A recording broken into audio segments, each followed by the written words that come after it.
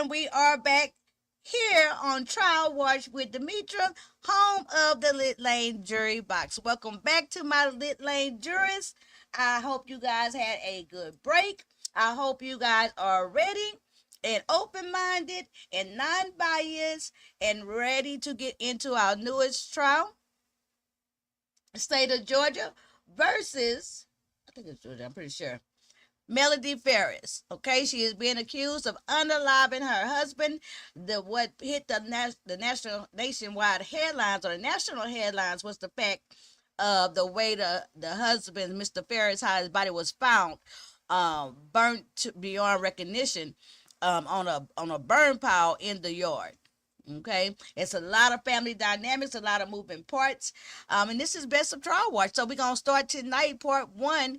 We're getting to know what's going on with these by listening to the opening statements. We're gonna actually listen to both completely.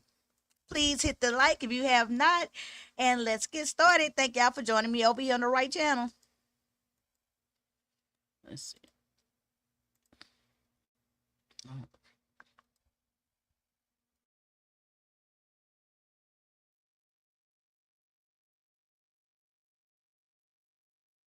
So, about how often do you need a break?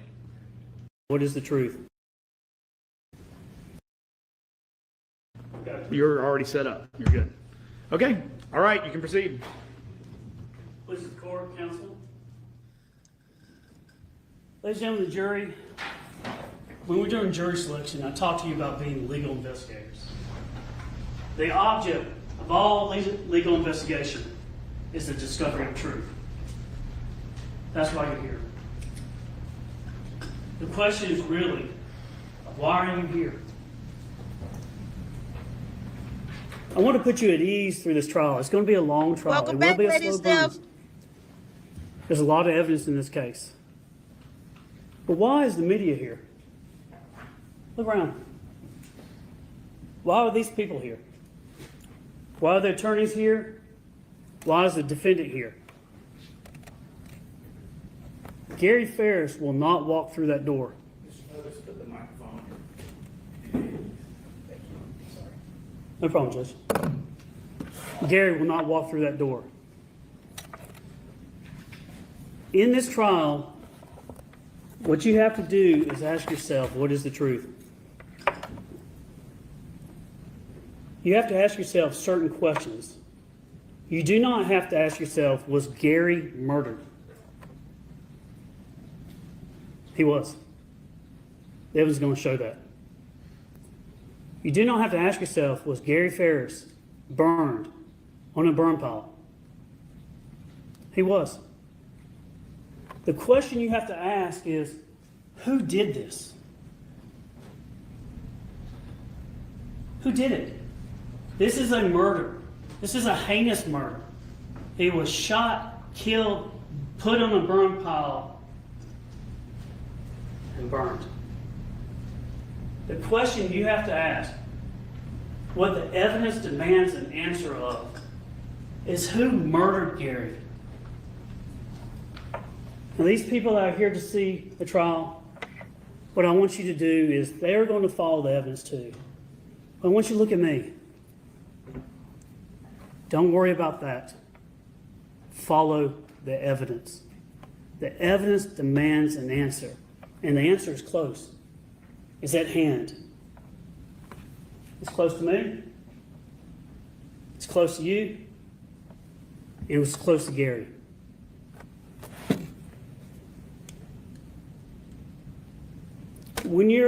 If the object of all legal investigation is the discovery of truth, at this trial, what you have to do is you have to shrink the world. When you see the evidence, this is Cherokee County. They don't have a lot of murders. They definitely don't have a lot of murders when someone was shot and put on a burn pile. You shrink the world. And when you shrink the world, you're going to come to one conclusion and one answer of who. Not what happened, not how it happened, but who did it. And she's near. Frankie, she's don't mind. If I can get this technology to work, and Megan's going to help me here. I want to move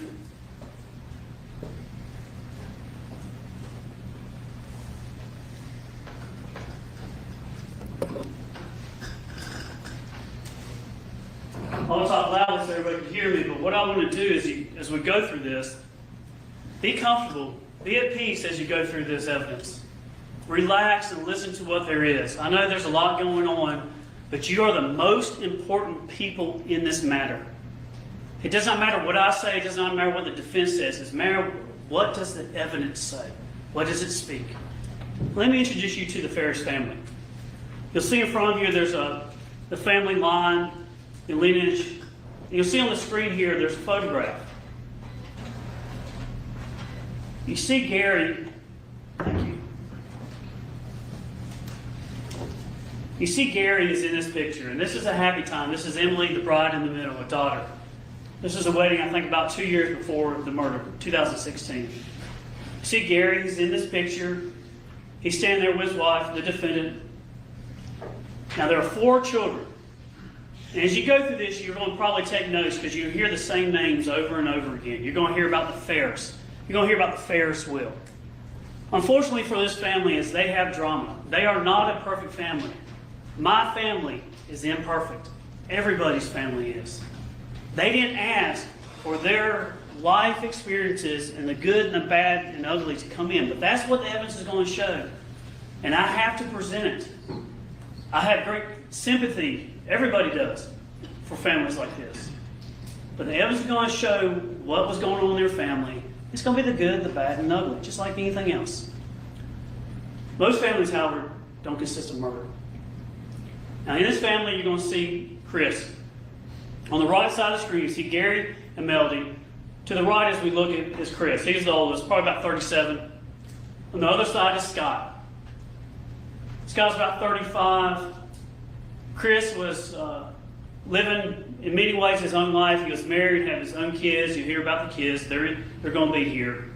You're going to hear about Ella and Addison, the grandkids. Scott was in the military over Iraq. He came back for a while, lived on the property, worked the property, had kind of an agreement with his dad that he would work the land and he would get paid. He didn't have a job really after he came back, and then he ended up with the family. But that was his agreement with his dad. Gary was a very generous man, loved his family. So you had the 2 guys, the 2 sons, Welcome Chris to and the Scott, Jury and you had the Box, 2 Erica. girls. Good evening. Emily in the middle, Thank you for joining. and Amanda beside her. Amanda was the youngest, the baby, if you would. They were probably around 30, 28, around those age. Gary and Melody got married at a young age. I think it was around 20. 38 years, almost 39. They were married for a long time. They were together, Alabama. Small family. Gary worked hard. You're going to learn a lot about Gary. You're going to learn a lot about Melody. And what you're going to learn is the evidence is going to show that they're both, I dare say, brilliant. He practiced law, corporate law. He went to the University of Alabama. I think he graduated first in his class. Extremely smart, introverted. The defendant, she liked the life of being married to a rich lawyer. Gary did so well when he was in Alabama. The firm he worked for, corporate law, real estate law, things like that, very successful. They sent him to the Atlanta area here to open up an office for the firm.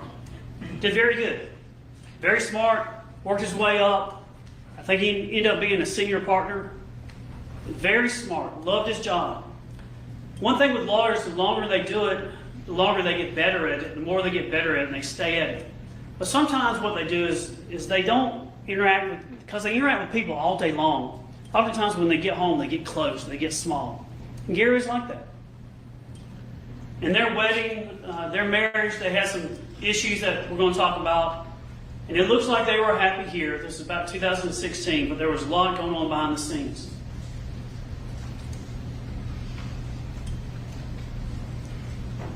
Gary, you could set the clock to his routine, his habits. He's one of those guys. The question you got to answer in this trial is not was he murdered, not how was he murdered, but who did it. Who did it? Because she say she ain't do it. The evidence demands the answer that he was murdered. He was shot and killed and put on a burn pile this burn pile behind his house. His remains were found. Not much. Gary was a big guy, about 6'4", 300 pounds, give or take. About 33 pounds remained.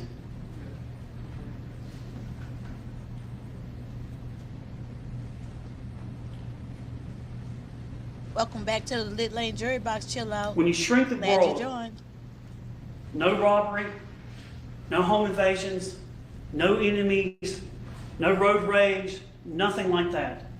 When you shrink the world, in a case like this, husband and wife, wife kills husband, husband dies. The answer to the question, who did it, sits right there. Melody Walker Ferris.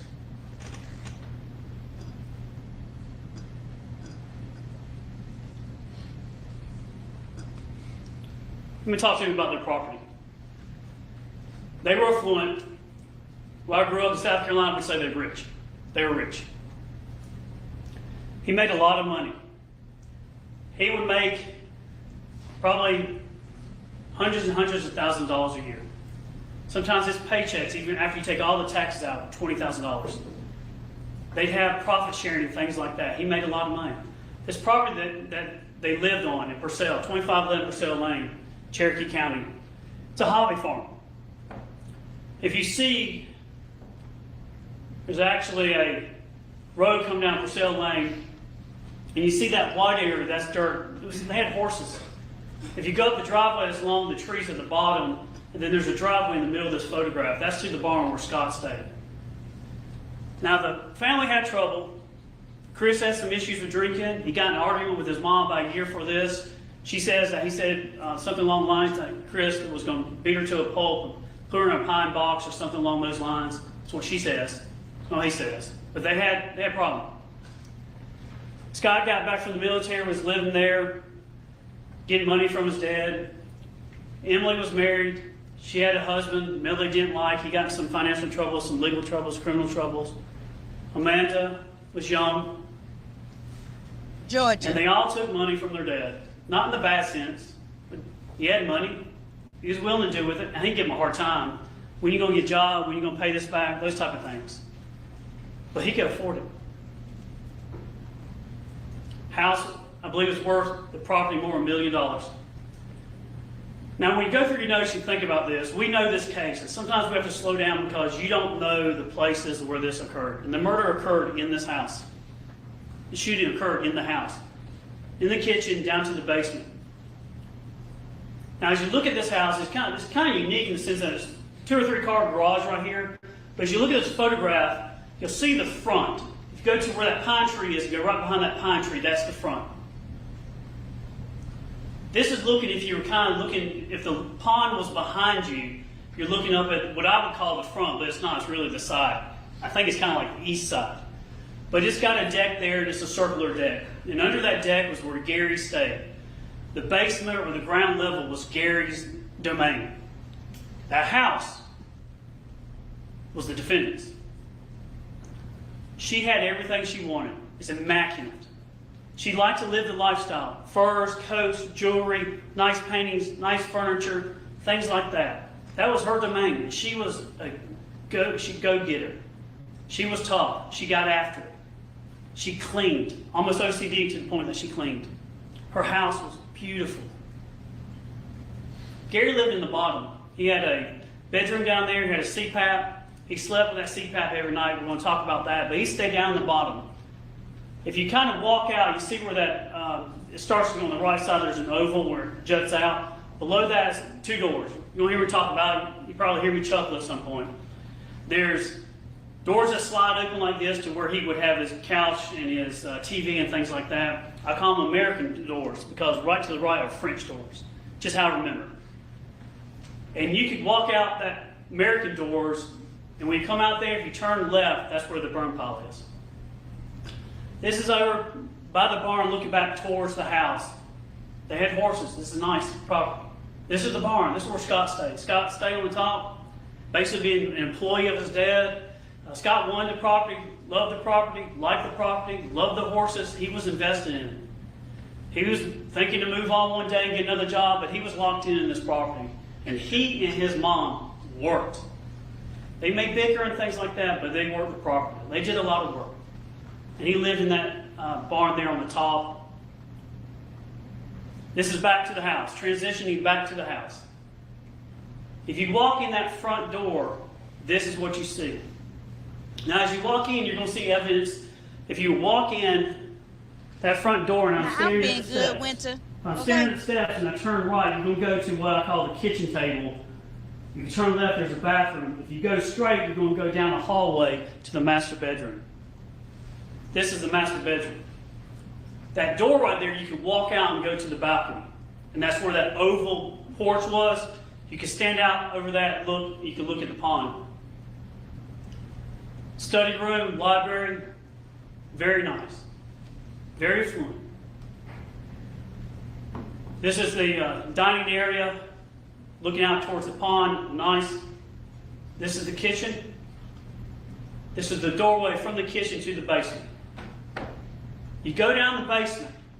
To the left here, if you look at the picture, there's that light switch and whatnot, then there's that cabinet. Right around the corner is the steps you come down.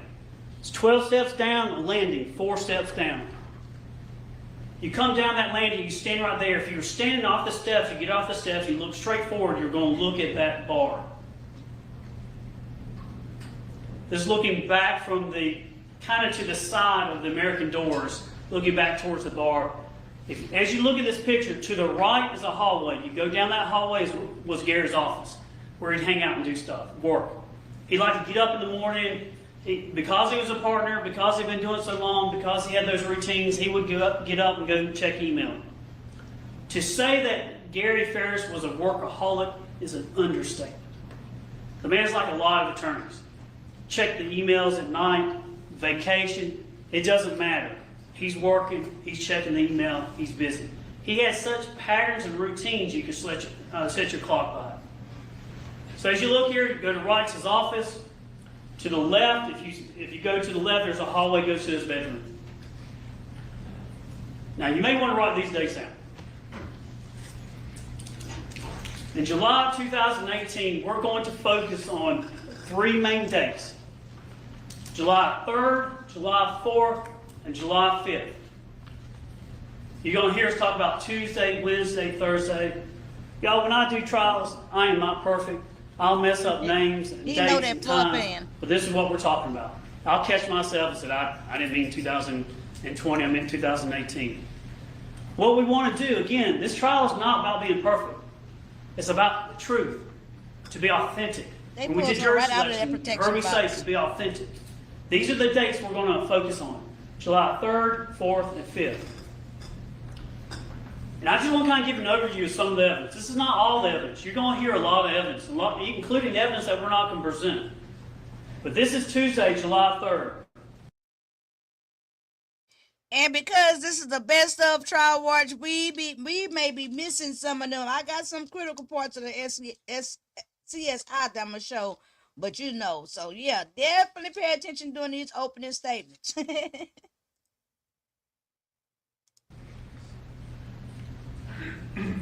We don't know exactly when Gary was killed, and we don't have to prove that.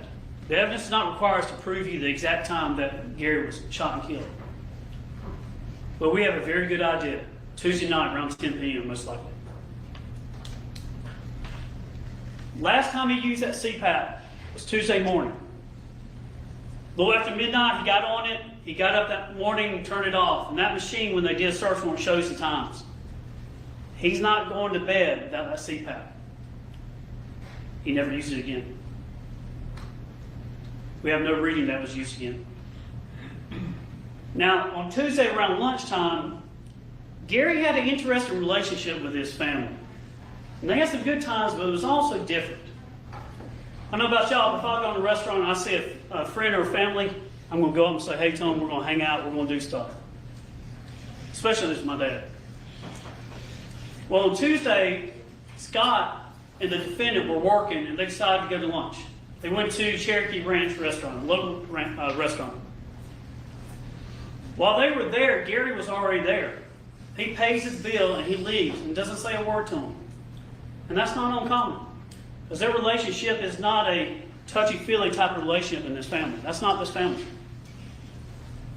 They communicate a lot by text messages, emails, instead of just calling and talking. That afternoon, Scott went to a lake house. He was there that afternoon and evening. There's a text asking about sleeping over for Addison, which is Chris's daughter, the grandchild. There's a text from her, from the defendant, saying, what about tomorrow night, not tonight? Oh, what's she laughing at? And that was going to show that the defendant loved her grandchildren. If they were close or she could get to them, she would get to them, but not this night. There was a visit Big Daddy and Grandma. That's what they call Gary Meldy. Big Daddy, Grandma. Chris and Addison came over that night. Gary was getting the burn pile ready to go. He liked to burn things. He liked to do it. They were there talking to him, seeing what he's doing, and they left that night because couldn't stay, so they went back.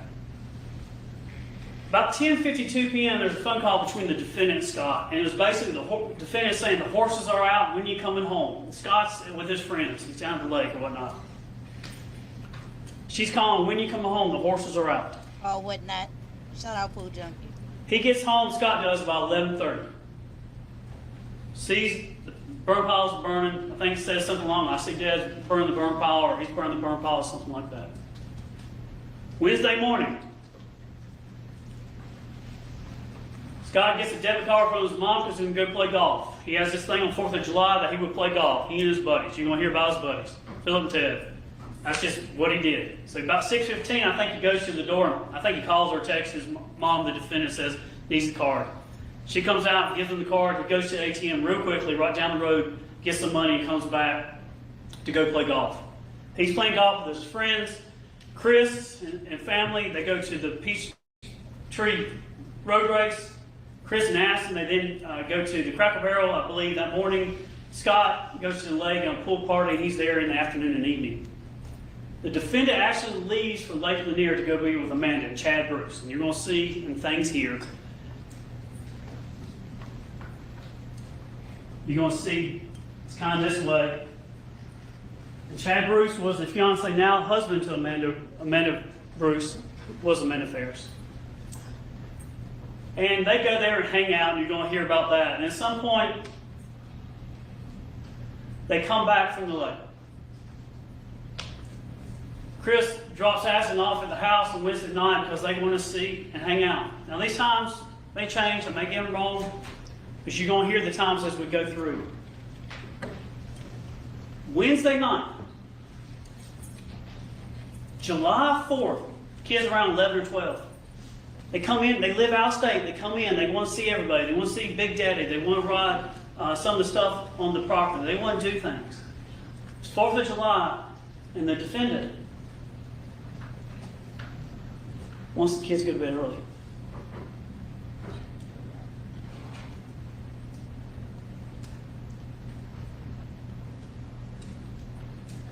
July 4th, 3rd, Tuesday, 4th, Wednesday, 5th, Thursday. The defendant goes to Walmart, checks out around 9:30. Scott spoke with the defendant and Amanda about 11 o'clock that morning. Now she goes and gets some supplies and some things at Walmart. So here's 5th is where it breaks open.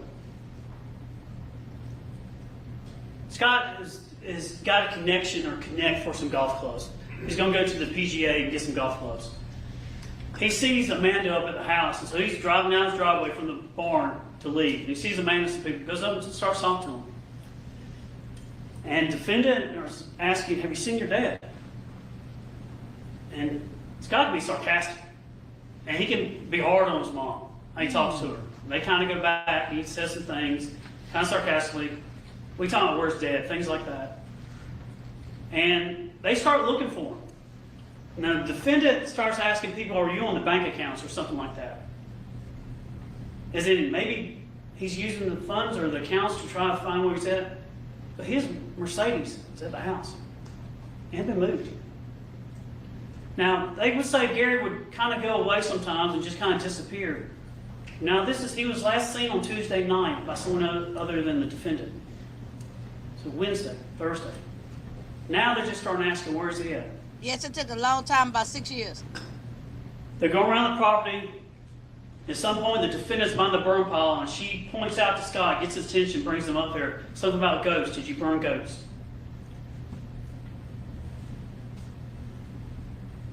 Scott gets to that burn pile. He was in the military. He's proud he was in the military. He tries to take a leadership role when things break bad, and he finds his own father's remains. He calls 911. You're going to hear it. During this time that's going on, a couple of weeks before this, while the cable guy or something was over at the house, Scott saw a .38 pistol. It was in a leather holster of some sort. And he thinks something's afoot. Foul play. Something's not right. He's suspicious of his mom. You're going to hear how he is. And he starts talking about this missing gun. Okay, let's tell. And people are like, what gun? What are you talking about? He starts talking about this missing gun that was downstairs in the basement. 38. Nobody knows anything about 38 or anything like that. But Scott has a suspicion that something's up.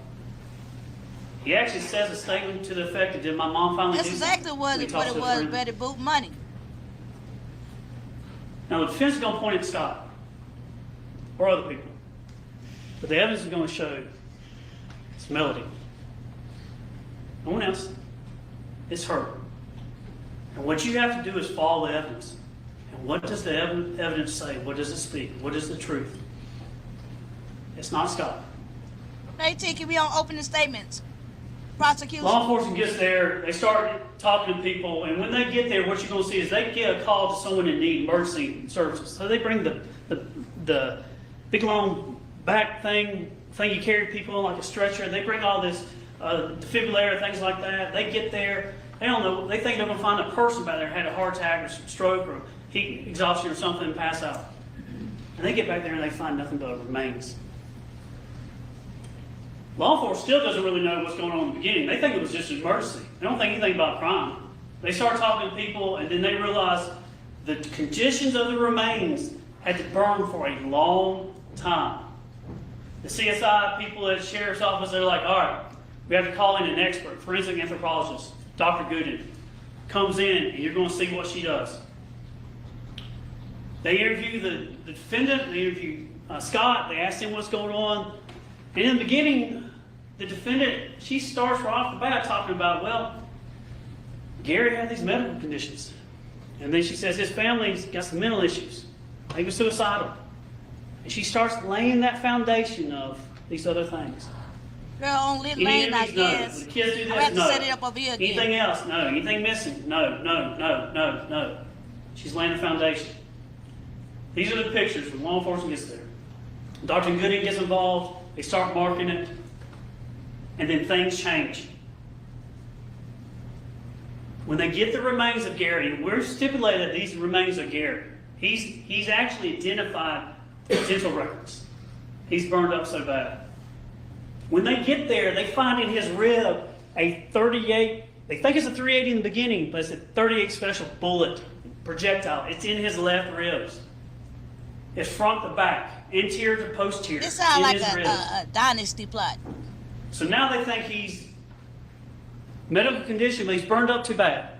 Then when they're doing it, that's a bullet. Changes everything. There's no gun. We do not know where the gun is. We look for the gun. The missing gun is evidence of consciousness of guilt. Because if it was a suicide, the gun would be right there. If it's murder, you can't get rid of the evidence. Burn the body, get rid of the gun. Things change now. It's a homicide investigation. Now, this family had problems. And they had disagreements. You're going to hear about dishes being broken. There's several instances of dishes being broken. She's One time, small. when she's talking about dishes, you're going to hear the defendant talking about, I had some dishes on top of the car and they fell off onto the ground and broke. She not tall. Scott's going to talk about an incident where his mom said some very terrible things about his dad, wishing terrible things upon him when she broke some dishes because she was mad when she went down to the basement where he lived and got the dishes. He spilled Mountain Dew or something like that. The man loved his Mountain Dew. Loved. Pause for the cause. She didn't say suicide. I don't know why he said suicide, seeing how they identified the body and it wasn't no gun. You know what I'm saying? So I don't even know why he brought that up to say why it couldn't have been suicide. That's kind of like a no-brainer. She didn't say it was suicide. You remember, we watched the sentencing as some separate content on this, and that's what made me go ahead and do the watch, right? And she was the one that at her sentencing, she turned around and she set the whole place on fire when she accused her of being the murderer. Right? So that's what made me want to go ahead and watch the trial so I can decide for myself who I think done it. This is a real who done it. She claims 1,000% total innocence. Let's continue. Trial watch with Demetra.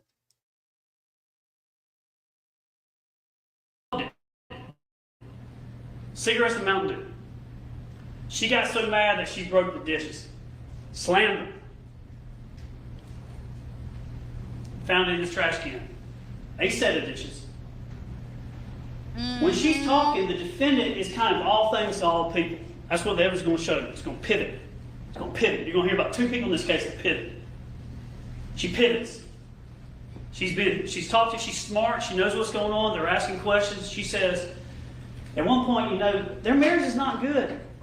They live in the same household, but they're not. Hey, sweetie, good evening. Not Welcome back living to really the as husband and wife. There are some good times. They try to do some stuff. They're living in separate rooms, separate floors.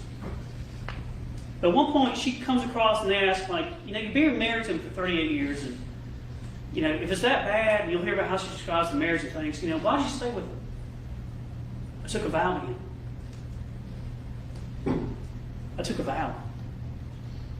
The evidence is going to show in this case that the defendant is loyal to two people. She's very loyal. She's loyal to a man. There's something called prior difficulties. About 10 years before the murder, the defendant had an affair. We believe with a guy named Ted Wiley. Ted was in a relationship with Gary's sister. They met, they hung out, and they started doing stuff, and the family knew what was going on. They separated, we believe because of this. Gary considered divorce, didn't do it. They reconciled, but they lost trust. And this is where things change. The whole relationship changed because of this. Now, Gary worked with a lady, probably had a fling or something with her, not to the same degree, years ago. So they both had their issues. But the degree and the extent and the blatantness of this changed everything. And Gary started controlling finances.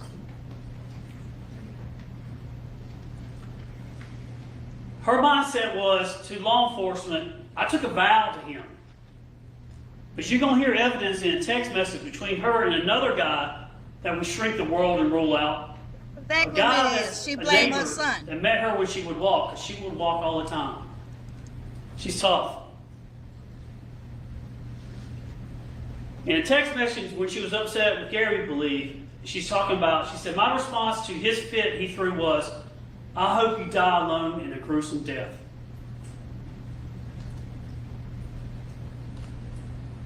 She's asked by law enforcement, she didn't say anything about hoping he died or anything like that.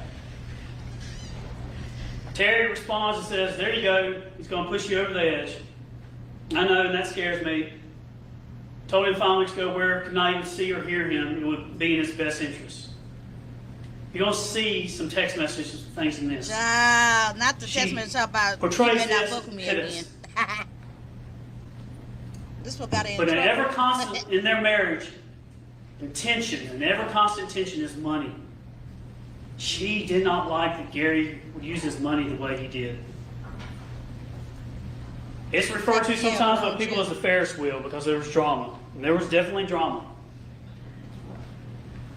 Chris had his issues. Melody didn't really like Chris. Chris would use checking account numbers and credit card numbers and things like that. And he had paid for, coming up to this point, he had paid for a beach vacation. I think we were in a condo or something like that. And Melody was furious. She did not like that Gary was just going to go with him. And Gary basically he'd say stuff, but he'd write the check or he'd say, okay. He wouldn't really do anything. It's his kids, his sons. That's why they He call could him Big afford- Daddy. She said things like, "This is the last straw. I've had it. I'm taking measures." It shows that her mindset is this money, this money, this money. And that leads to this. Bullet in his ribs. They go in the house, they look at the house. These are steps going down to the basement. There's blood. There's going to be evidence of blood and cleanup in the kitchen. Her domain. Down the steps. When you get off those steps, if you take off those steps, you can see it. Scott saw some blood on the floor down there. Law enforcement saw it. They go back and spray Blue Star. This chemical stuff that lights up, and you'll see it. You see those 4, 3, 2, 1 placards there? It's a trail of blood. I've circled this so you can see. Down there is a sofa. There's an ottoman, I believe is the term. And as you get closer, law enforcement found another bullet. We do not know how many times Gary was shot. We know he was shot and killed. We know there are at least 2. The blood trail from the kitchen up there, we believe the evidence is they had an argument. She shot him. He goes downstairs trying to get away. She shoots him again. Whether he was able on his own to get out those doors or she got him out herself. Top and bottom. No home invasion, no robbery, nothing. And that brings us to what we call means, motive, and opportunity. How do you get away with a... All right, you guys. All right. So we already talking it up. We already getting the lay of the land. At this point in the conversation, what the prosecution doing is exactly what I was already kind of getting y'all ready for. Introducing all the moving parts, right? All the missing parts, the family dynamic. So the victim is Gary Ferris, okay? Gary Ferris is the victim, in his 50s. I missed this exact age. I'm going to have to get it. Was married to Melody Ferris, the defendant, for 38 years at the time of the incident. They got 4 children, all of them grown, 2 grandkids. So far, out of the kids, all we keep hearing about is Chris. Apparently, Chris is the son, the youngest son, okay, who lives at home, who gets paid, and pretty much in ne'er do well is how they making it sound already, who worked on the farm. We already found out that early on in the Ferris marriage, even before they moved to Georgia and got rich, she had already had her affair. The first affair, she had it with his sister boyfriend, pretty much like what would be her in-law, right? So they already pointing out the character. So it's very interesting right now because we're finna get into means and motives. And I already hear motive. I hear marital problems. I hear money to be gotten and property. Okay? So let me know what you guys think. Let's continue. Murder if there's no confession? How do you get away with a murder if there's no video of it? How do you get away with a murder if you try to burn and destroy all the evidence? It's time from the 60s. You don't. When you use your common sense and all the evidence to put it together to shrink the world, and the only reasonable answer is she did it. For example, if they say Scott did it, Scott's not going to shoot his dad when he's paying all the bills. No, Tweety, we didn't watch the trial. To answer Tweety, no, we didn't watch the trial, but it may seem familiar because we watched, and I did a live about the sentencing. We did a live reaction because the sentencing was off the chain. She blamed, Tweety, she blamed in the sentencing, she blamed the son. A lot of times the trials are pretty much done by the time we do our trial watch, right? They just finished this trial 2 months ago. It was a big trial.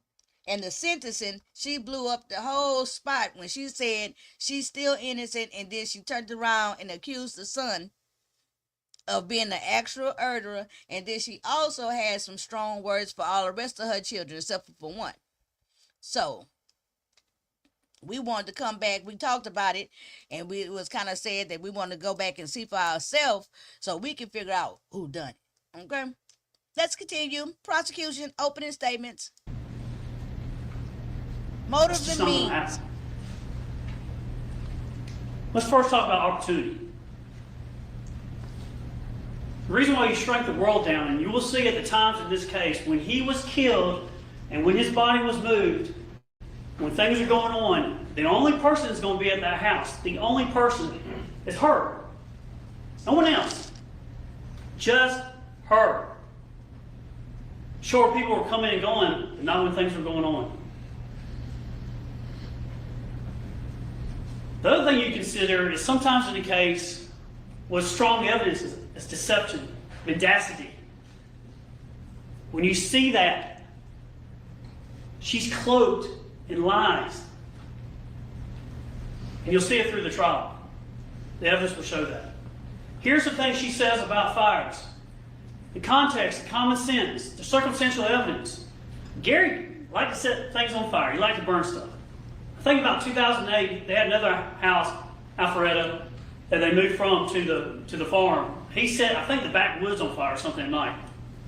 Caught on fire. She hated that with understandable concern. That's dangerous. People Gary scared was of a fire. pyromaniac.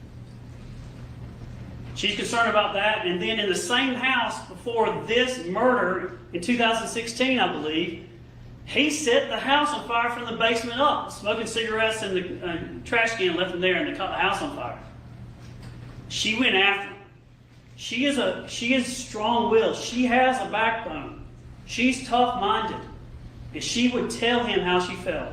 She told investigators things like this. I try to put together some of the things you'll hear. She had gotten so scared of fire after that. She had been just scared of the fire. She was scared to death. She figured Gary would burn her house down. They just didn't leave him here much alone because he would, I think she said, break a steel trap or something like that. She told Gary, don't leave the fire. She told Gary, please don't leave the fire. She told Gary, when discussing dinner, they cannot go off and leave that fire. She told Gary, you got to watch the fire. She said, there's no reason with him. He's a lawyer. He was going to burn it or die trying. Slip of tongue, but that's what she said. That was the opportunity. It's going to be her. Means. Means is how could you have done it?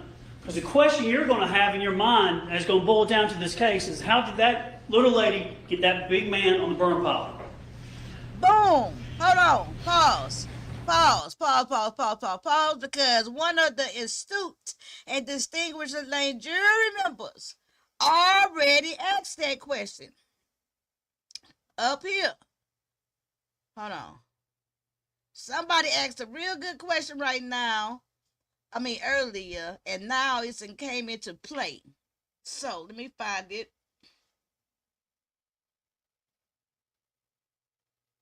Somebody asked, how big is she? How tall is she? Somebody said, how tall is she? Now, for the person, I can't find the comment, I'm going to find it. For whoever asked how tall she was, is what he's saying now the reason why you asked that? I said she was small. Because I had the same thought. How they going to convince, Betty Boop, you asked that question. Very astute, right? So, was that the reason why you thought that? Like, how big is she, in comparison to the victim? And how would she be able to, okay, she can shoot him, okay. But how's she supposed to carry that big man, out the house to the damn fire and do all that manipulation of his body on the fire? Right? Brad Pitt and Angela, girl, we had to see. Me too. And so they actually using that. Let's see how they try to play that off. She's cowgirl.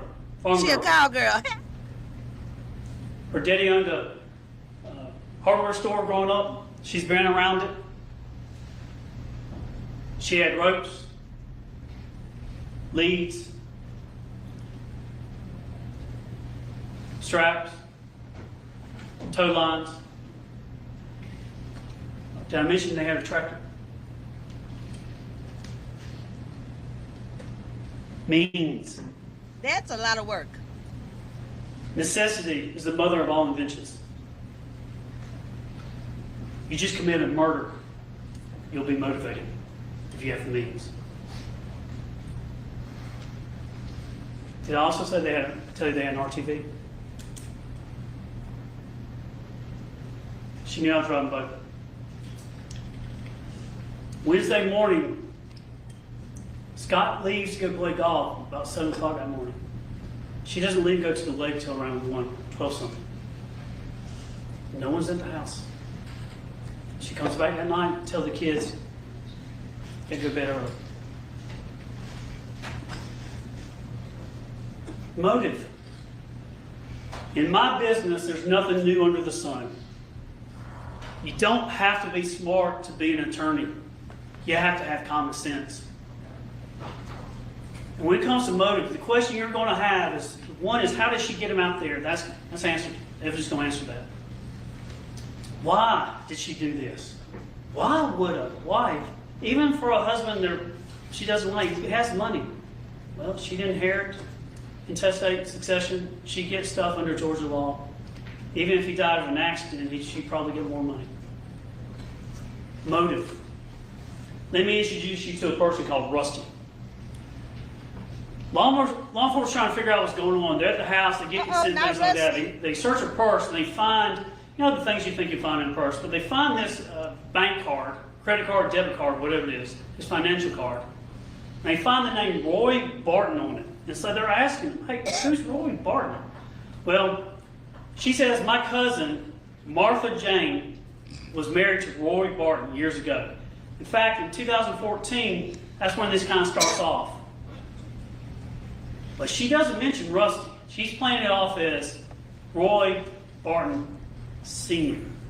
And he's died. And I just had that, forgot it was there, something along those lines.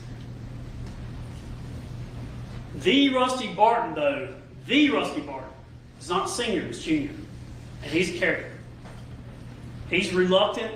You talk about the evidence going to show he's going to change. You're going to be introduced to Rusty Barton, who's from Tennessee, and we're bringing him in. I do not know what he will say on that stand. I know what he said in the past, and he's flip-flopped. That's what the evidence is going to show. But you're going to be able to use the law, which is called prior and inconsistent statements. You're going to be able to judge when he said this, and when he says this, and when he says this, what do you believe? A little background on Rusty. He knew them since teenagers. I think he knew her when she was 15.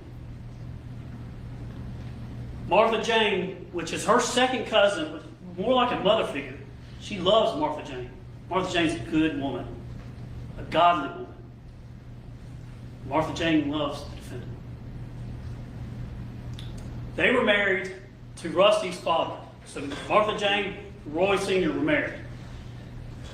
Rusty and the defendant became romantic in about 2014. She was up there helping her, Martha Jane. I think she had open heart surgery. Wouldn't that make them cousins? In fact, Rusty actually took Martha Jane to Emily's wedding. Up close and personal. The affair was going on for about 4 years, 2014, 2018. Inactive. Gary knew about it. There's an email he received that put him on notice about from Rusty's girlfriend. You're going to hear I'm going to ask questions about Rusty talking to her, telling her, don't do that. Rusty did internet searches about the wedding rings when law enforcement was talking to him. They would rendezvous in Dalton, which is about halfway from Tullahoma, Tennessee, and Alpharetta. Almost halfway exactly. Exit 333. They'd meet up there, and it began as monthly, several weeks ago, and then it became weekly. She would just disappear. Family knew what was going on. They had suspicions, but they didn't realize who Rusty was until this broke. They kind of have a 6-month plan. Rusty believed, based on what the defendant was telling him, according to Rusty, that Gary had some esophagus cancer or something, bleeding, something going on, so he was sick and he was going to die. And they kind of had this plan after Gary passed away. Naturally, they would, for 6 months, lay low, and then they would come back and get together. They were in love. They talk like junior high kids in love for the first time. All the time. Not that he took too long to die naturally. I messed up 219. Welcome back to the day. Yeah, late. But I'm glad to see you. There's these days where Rusty was interviewed and basically goes from, I don't know anything, and then they press it. We told you in a trial like this, it can be a contact sport. The attorneys can get after it. We can get after it. I can get after it. I may get after it with Rusty. I'll be professional. But they did the good cop, bad cop with Rusty because he didn't want to give up on Melody. And you're going to hear how they talk to him about this is a death penalty case. You can be arrested for this. You can be, what side do you want to be on in the courtroom? All techniques law enforcement use to have someone talk. He talks to them. And they use him in the sense of they would get information from him, and then he was willing to cooperate and record some calls and some things like that. But look at this pattern here. He talked for some time, and in June of 2019, he recants something he told law enforcement in July 2018. And y'all familiar with the first 48 hours? In law enforcement, in this business, you get to someone as quickly as they can because if there's time, they will change. Feelings change. In the beginning, he says one thing, and then he gives up more and more. It's like pulling teeth. You finally get it out. But he recants. And this is what he recants. The evidence in the case is going to show that when you shrink the world to the only person that had the motive was her, the only person that was home when this could have occurred, Tuesday evening, going in from Tuesday the 3rd to Wednesday the 4th, about 2 o'clock in the morning, law enforcement talks to Rusty and says, all right, what did she say? And he describes it as the last minute of the last conversation. And this is what he tells law enforcement. She said, Gary's in the burn pile. No. She said, he is in the burn pile. And I said, what? And she said, he is in the burn pile. I said, do not say another word and do not tell me anything. I do not need to know that. This is what, before the murder's known, anything like that, he's on the phone. The record's going to show that he had 3 or 4 main phone calls during this time. It's going to show that his pattern when he would talk to her was abnormal for this time. There's a phone call, and he says, I talked to her. And this is what she said. He's in the burn pile. This would have been July 4th. Now he comes back a year later and recants. Well, his presence and companionship is with the defendant. Law enforcement goes, gets arrest warrants, goes up to Tullahoma, Tennessee to arrest her, and guess who she's with? Rusty.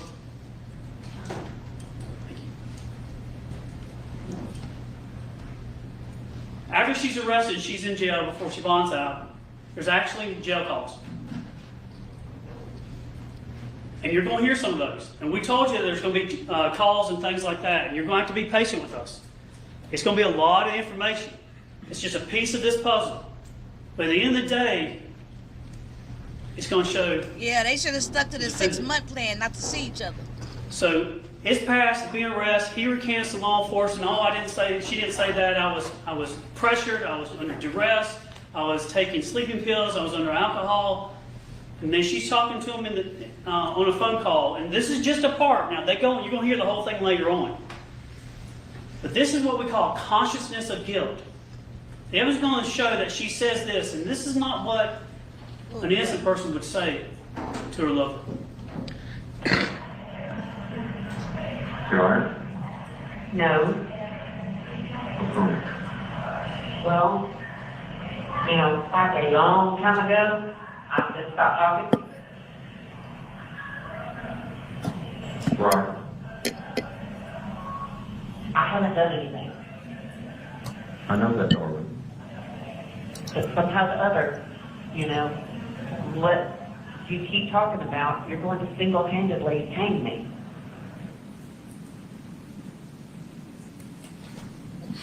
I mean, what? What that mean? He got a midget head? What? What that mean? I don't get why they say that was like This a is thing. what Thank you for joining the membership charges. to Step 219. Malice murder, felony gotta murder, put some, aggravated assault, court concealing death, and other making emojis. false statements. Stickers.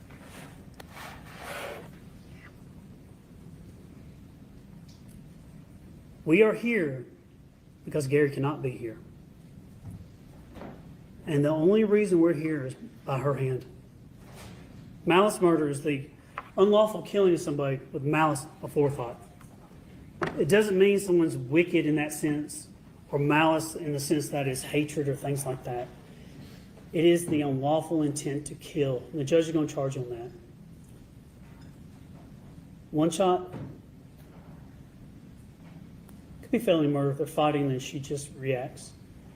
2 shots and burning. It's depraved. Felony murder, the evidence is going to show that even if she didn't intend to, with malice, to kill him, that intent to kill, that she had that gun in it, just went off. Not the case because she shot him twice. That's still felony murder. It's not the intent to kill, it's the intent to do the underlying felony, which is aggravated assault. Pointing the gun at someone or shooting them, and they die. Even if you didn't mean for them to die, it's still felony murder. There's no malice involved. There's no intent to kill. Oh, that was a great explanation. Ag assault is That's just the the best I've heard shooting. it. Concealing death of another. The law is designed to prevent certain conduct, and the case that you have before you shows what it's designed to prevent. Not only was Gary Ferris murdered, and he has friends and family that watch this, that are here, but they were deprived of him.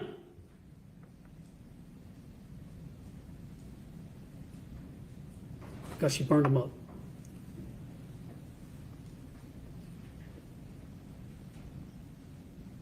False statements because she lied to law enforcement about Russell.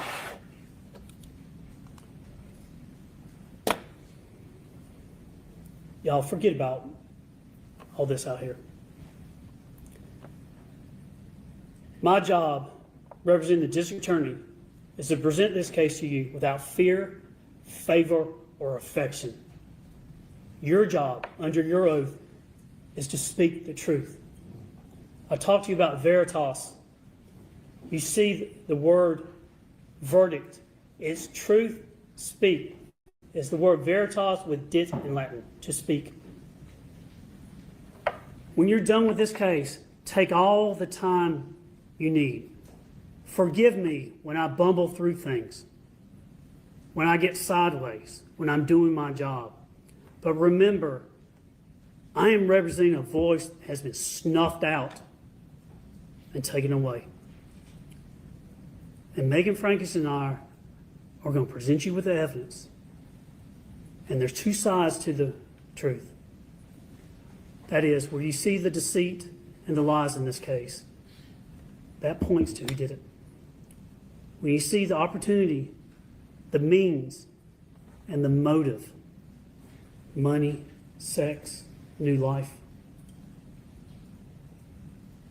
the truth, as sad as it is, as hard as it is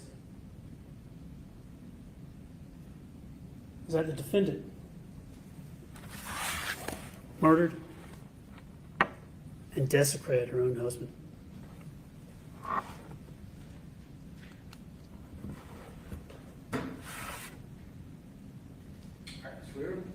You dropped the mic. That's right. Boom. Pause. Okay. I think they said 58. I'm gonna have to go back in here when I was writing the facts of the case, but I can tell you this much: I'm not exactly certain of the age, and I will get that verified, Lady Steph. But what I can tell you is they was married, the victim and the defendant, for 38 years at the time of the incident. Okay, I think he might have been in his early 60s. Now, he looks like he's Kevin Hartside. Y'all crazy. Now, what was the third word he said, y'all? That he gonna prosecute this case without what? Without fear, favor, or what was the other thing? Because I like that. I might have to rewind it just a little bit. I really like that, what he said. Hold on. Did he just drop the mics unceremoniously? Is that the defendant? See the deceit and the lies in this case. That points to who did it. When you see the opportunity, the means, and the motive, money, sex, new life, the truth, as sad as it is, as hard as it is that the defendant murdered and desecrated her own husband. My. Damn, I didn't get to hear it. I'll just rewind it to get on my own time. I'll go find it. I love what he said. That's right. Would this be a good time for a break, or? I'm gonna let y'all go and then we'll break after that. Reset. So, pause. What Somebody do need a we break. think about the prosecution opening statement? Yay or nay?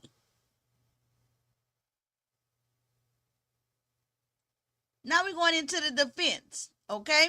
We finna listen to opening statements for the defense side. I got one taker. All right. We'll go ahead and take a break. It'll be, if one of you are going to, then all the dominoes will fall, so it'll be 10 minutes. So we'll go ahead and take a break. That's fine. All right.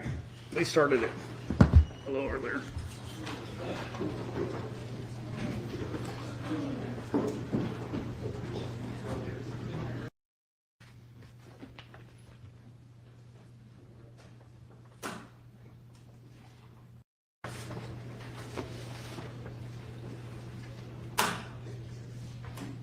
Easy, good, and easy to follow. Tiki already said she liked the PowerPoint. Fear, faith, without fear. Wait a minute. Without fear or favor or fervor. Ooh, I like that. Thank you. Fear, faith, fervor. That sounds good. That was excellent. Fervor. Oh, he said without fear, favor, or affection. Got it. Cause that's how I give my that's how I'm gonna give my commentary for that other sector 2025. Without fear, favor, or affection. Now, the way that the prosecution was so smooth with his All right, Mr. Ray, you ready to proceed? stuff, All right, go ahead. he gotta come with it. Let's go, prosecution. Oh, I like it. That must be your Mr. Weaver, grandson as y'all picture, Miss recall, Steph he just 219. retired, He so I didn't handsome get to talk girl. too much. We kind of broke it up. He got stuck with that task in lieu of me doing opening statements. So my name is Michael Ray. Along with John Luke Weaver, we're representing Mr. Ferris. Thank y'all for your service. I know that a 3 or 4, excuse me, a 3 or 4 week long trial is not how you anticipated spending your beginning of fall. So we do appreciate that, and we have worked quite diligently. I've had this case for 6 years now, of trying to whittle it down. Good evening and Happy New Year to you, Prayed Up. Thank you for joining the Little Lane Jury Box. Once you enter here on the True Crime Channel, baby, you have officially become an unofficial member of the Little Lane Jury Box. This is part 1 of State of Georgia versus Melody Ferris. It's a murder, a wife murder husband trial, a big whodunit, because our defendant, Miss Melody Ferris, absolutely denies everything that she didn't do it at all. We just heard from the prosecution. If you missed any of that, of course, we will have a playlist. It is a playlist, and you can always find each part. They'll be numbered and labeled on the thumbnail, so you can keep track of the trial. Thank you for joining. Y'all please hit the like. I'm sure you have. Let's continue with the defense. Down to what is the most important pieces of evidence to show to you and to present to you, so that you can make a decision in this case. So I don't think we're going to go beyond 4 weeks. It could get done as early as 3, but it might go into 4. But we're definitely going to try to get it moving as quickly as possible. For your jury service, Abraham Lincoln said that one of the greatest services of a citizenship is jury duty. And I think that's very true. It's the equivalent, in my opinion, of voting, because without you, 16 people we have, or if it was in state court, the 6 people we would have, without you, we couldn't do this. We couldn't do our job. Justice couldn't be done. Justice couldn't be done for Melody without you. So thank you for serving. When you act as a juror, or when you're sitting as a juror, in this particular case, and in all cases, you are essentially the conscience of the community. Because you're going to hear this evidence, then you're going to apply it to the law that the judge is going to give you, and you're going to render a decision. Because if you recall, when Judge Cannon was going over the oath with you, that he read to you last thing. I know you've taken a lot of it. You took one Yeah, I'm downstairs giving when him there a was hard 120 of time. you. And then you took another one when you came in your jury bill. And then you came in with the 16 of you and you took another oath. But in that oath that you took an oath to give a truth verdict according to the evidence. And that's what we're asking you to do. And you heard the judge say that it's your duty to render a truth verdict based on the evidence. And that's exactly what we'll be asking you to do. Now, Mr. Fogus, he did a good job in his opening statement. So some of the things are duplicated because obviously when he came in, he didn't know what I was going to say. And when I came in, I didn't know what he was going to say. But I don't want to sit there and regurgitate the same things. But we got to talk about a few things. That one being the indictment. Mr. Fogus did a great job going through explaining it. So just kind of to recap what Ms. Ferris is charged with. One, malice murder. That is essentially, to keep it simple, and we'll go over it much deeper at the end when the judge actually gives you the charge. And then we get to argue. What malice murder is, somebody's alive, and I don't want them alive. And they're dead. That's malice murder. Felony murder, I commit a felony act, and it causes that person's death. Like trying to rob somebody, you accidentally shoot them, felony murder. That's what it is. First time I In actually this case, understood the that. Great felony job, guys. is the aggravated assault. The state alleges that Miss Ferris shot her husband, Gary Ferris. And that was an aggravated assault. And as a result of that assault, he died. So that's how felony, murder, and aggravated assault are linked together. Concealing the death of another, it's pretty obvious. There's a little more depth to it when you actually look at the actual elements of the offense, but you can imagine what that is. Somebody has passed away, and you have concealed it. Making false statements, that's lying to the police. We always say defense attorneys can lie to you, but you cannot lie to the police. It's actually a crime. So, this case, and you've heard a little bit of it from Mr. Fogus, but you've probably seen on your crime shows, because I know from Bordier, a lot of you watch the podcast, the crime shows, the true crime and all that. And you always see defense attorneys talking a lot of time about Such there's been a rush as to Trial judgment. Watch with You Demetra. know, rush to prosecute the first person that you can get your hands on. Now, that wasn't this case.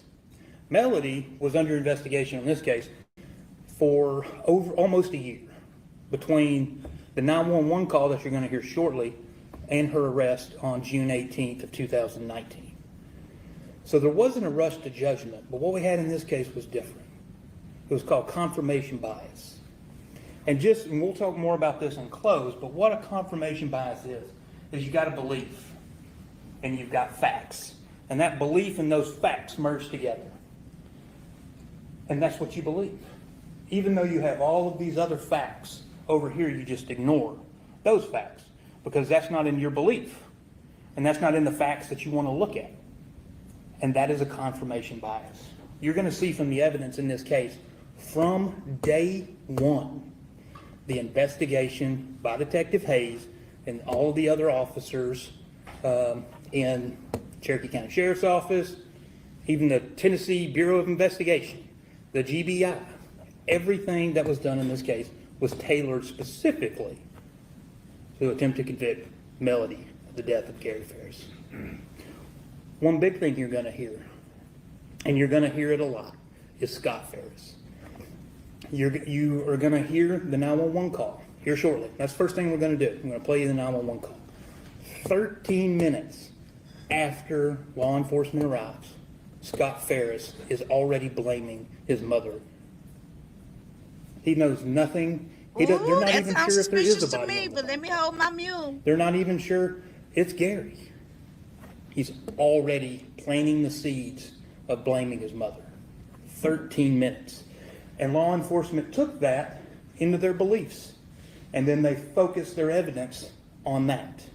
And that is confirmation bias. Now, you heard Mr. Fogus talk about the Ferris wheel, and I talk about it too. That this was a turbulent family. The best is, and we'll go through, I have a family tree to go over with you that kind of lays everybody out. But one of them, his name's Chad Bruce. He is now married to Amanda. And Chad Bruce, when he was interviewed, he said, I always called it the Ferris wheel. It's like a soap opera. Something is always going on with Chris, Scott, and Emily. And it's true, all the time. all the time, and I'll talk a little bit more about it, but you're gonna see text messages. Gary mad that they're blowing money. Chris can't survive on his own, always needing money. Scott, a grown man, can't survive on his own, always needing money. Coming to get mama's credit card so he can go get some money out. Emily with her turmoil with her new husband All right. and all that. In fact, you're also going to hear that Gary and Melody had to buy Emily and her husband the house up in Tennessee where they live. There was a lot of turmoil in this family. But jumping on the Pastor Ferris Fred. wheel, first off, Welcome back to who the is Melody? Danger Box. You're late, Melody was but I'm born glad in to see you. 1960. And she was born in Smyrna, Tennessee. And she had a somewhat unusual upbringing, especially for that point in time. Melody was very little, and they moved from Smyrna and moved to Tullahoma. You already heard a little bit about Tullahoma. It's actually where Melody was arrested. That's where Martha Jane lives. That's where Rusty lives. And I'll talk a little bit more about all those people. They moved to Tullahoma, and Melody and her mother, Kay, lived with Melody's grandparents. And that went on for a few years, and eventually Kay Walker met a man named Carl Walker, and they got married. And then they continued, once they were married, they bounced around a little bit. They went from Tullahoma to Nashville, Nashville to Florence, Florence back to Nashville, just kind of bouncing around this North Alabama, Central Tennessee and back down area, just moving around. Then when Melody was a teenager, they finally settled in Florence, Alabama. It's in the north. You've probably heard of Muscle Shoals. It's right there. And that's where eventually Melody started going to high school, was in that area. And so now you're like in the mid-70s, and that's actually when Melody meets Gary Ferris. They met when they were 16 years old. They didn't go to the same high school. They actually met through mutual friends at the same church, and they began dating. And they dated through high school, and then in 1970, they got They married. was high school sweethearts. So it's 1960. Thank you, I'm living sorry, my best life 19, OG for the 1999 I think Super it was Snippet. 79 they got married. Thank you. Because I think Melody was 19 years old. We hit our goal. No, but they over get here. married, right out of high school, and they both go Let me write to that the University down. of North High Alabama. school sweethearts. Melody's there for about a year, and then she drops out. Gary stays on. So Melody leaves. They're still together. They're still married. And she's working at General Electric Credit and Ace Hardware. Her, Kay Walker, her mother, Carl Walker, opened up a Ace Hardware in Florence, Alabama. And that's where Melody worked. And you'll hear a lot about Ace Hardware. She worked there for many, many, many years, helping them out with their business. So in 1980, while Gary's still in school, Chris Ferris is born. Yeah, Now Melody is that's like a working different full-time picture. at this point at the hardware store. So Gary's Chris the full-time, oldest. college student. 1983 rolls around, Scott Ferris is born. Melody's still working at the hardware store. Gary's still going to school. Now you fast forward a little bit, Gary's graduated, and in 1988, they have Emily. And at this point, they've moved to Tuscaloosa to the University of Alabama. Okay, we'll do. And that's Thank where you, Gary goes to law you guys. Thank y'all for the support So over they're here living on this there with the content three period. kids while Gary's in law school. And then in 1989, Amanda Ferris, who's now Amanda Bruce, she's born. Excuse me. In 1989, the following year, Gary graduates law school, and the family moves to Birmingham, where he works for Burr and Foreman, the same firm that he was at when he passed away. Now, Welcome in back, 1995, the You're late. law firm sent Gary to Atlanta. They were trying to expand, have a different office in Atlanta, and Gary was going to be a major part of that. And I think when he actually first got there in 95, there was there's only him and another person there. It wasn't, this huge law firm, at least here in Atlanta, at that point in time. So 95, you got 4 kids, really ranging from kindergarten to Chris at that point in time being about 15 years old. Melody's a stay-at-home mom. She's going back and forth to Florence to help her parents with a hardware store and just living. In an interesting point then comes later in 1997 to Melody is Carl Walker, or who she thought was her father, passed away. And while she was at the funeral, a relative came up to her and told her that, just so you know, Carl Walker's not your father. Oh, And so Nancy. then that leads on to her trying to figure out who her actual father is. And she does. Who? But Carl raised her. It's just an odd thing, to kind of come out of the blue in 1997 at his funeral. Now in 2013, it's kind of the next major event, that is when Gary and Melody buy the Purcell Lane house, where you saw the photos in Mr. Fogus's opening of the house. That's when that was purchased, 2013. They move in there, and when they get there, shortly thereafter, Scott moves in to the apartment that is above the barn. Now, all the kids, they also have kids and wives that are relevant to this case. And Scott was married to Jenna. And her name was Jenna Ferris. Since Gary's death, my understanding is they have divorced. She has changed her name. I'm not going to try to pronounce it. I haven't talked to her to figure out how she pronounces it. But that is, Jenna Ferris was her name. Chris also has other children by another woman, and that is Ella Ferris and Addison Ferris. For real Ella, with children? at the time in July, the 3rd, 4th, 5th of 2018, she was over at her friend Emma's house. And Addison was over at Melanie and Gary's house on the 5th, on the 4th. She came over after the lake. And I'll go through the timeline. Emily, this is Chris Payne, with the prior difficulties of the family. Chris Payne was a little bit of that. And Amanda is married to Chad.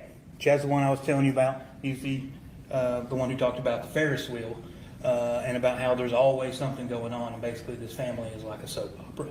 That is Chad. And Chad also has a daughter by another woman, and her name is Cameron Bruce. Cameron is who was there with Addison on the 4th.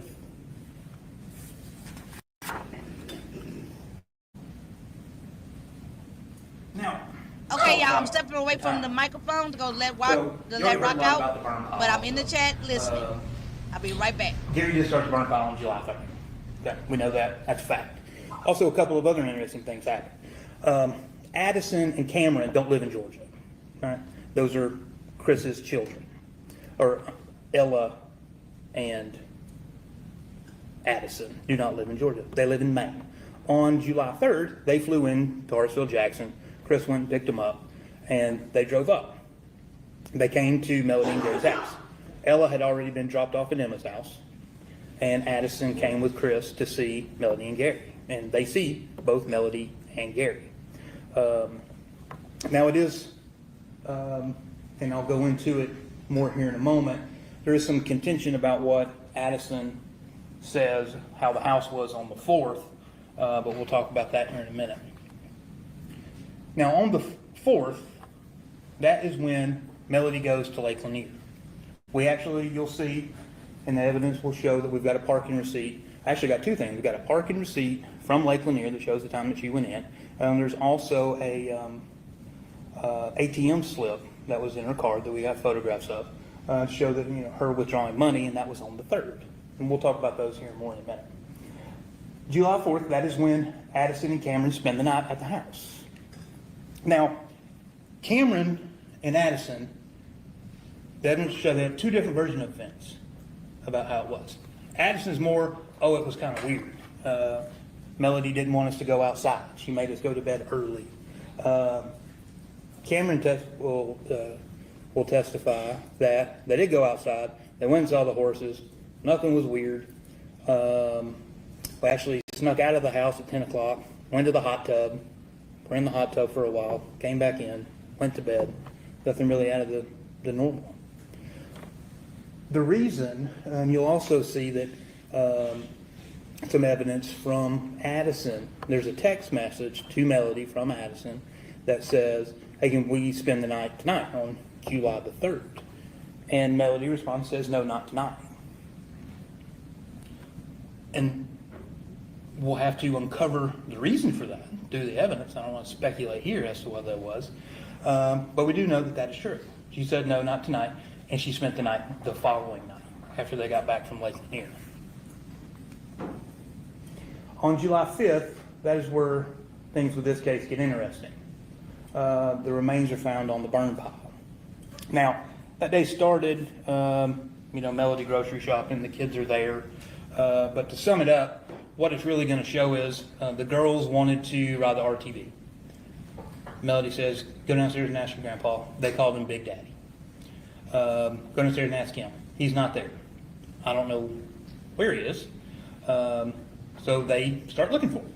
Eventually, Amanda comes over because what originally the plan was is Melody, Amanda, Addison, and Cameron, they were going to have a day together. They were probably going to go eat lunch. Had talked about potentially going to get their nails done, and basically just having a girls' day together. Now, when Amanda got there, they all began looking around the house. Can't find it. Gary's nowhere to be found. His car's still there. But none of this is super out of normal. Gary was a workaholic. Sometimes he would take Uber so he didn't have to drive. He essentially would be gone, for days. He may come home, he may not. And we'll get into their relationship here in a minute.